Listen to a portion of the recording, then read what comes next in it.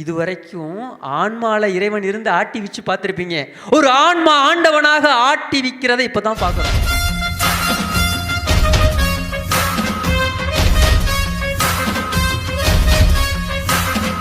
தன்னுரைக்கு நேர் என்றான். வள்ளல் பெருமான சொல்றாரு, நான் சும்மா நினச்சிக்கு சொல்றாரா?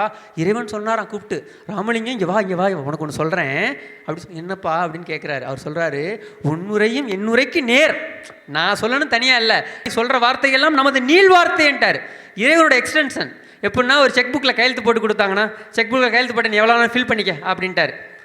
அப்படிப்பட்டவர் எழுதின இந்த வார்த்தை எப்படி இருக்கணும்? இதை எப்படி நம்ம படிக்கணும்? எப்படி சமயம் படிக்கணும்?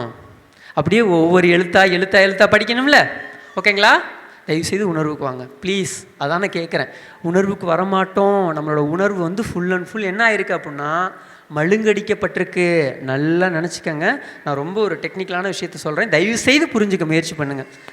அன்பு நண்பர்கள் அனைவருக்கும் அன்பு வணக்கம். நான் உங்கள் அன்பு நண்பன் நரேஷ். இன்னைக்கு நம்ம இந்த காணொலியில என்ன பார்க்க போறோம் அப்படின்னு சொல்லி கேட்டிங்கன்னா, நம்ம எல்லாருக்குமே நிறைய சந்தேகங்கள் இருக்கும். எப்படி நம்ம மனிதனா வந்து பிறந்தோம், ஏன் மனுஷனா வந்து பிறந்தோம், இந்த எந்த காரணத்துக்காக இந்த பூமியில நம்ம இருக்கிறோம், இதுக்கெல்லாம் விட யார் சொல்லுவா, இங்க வந்து நம்ம என்ன பண்ணணும் அப்படின்னு சொல்லிட்டு நம்மளுக்கு நிறைய சந்தேகங்கள் இருக்கும்.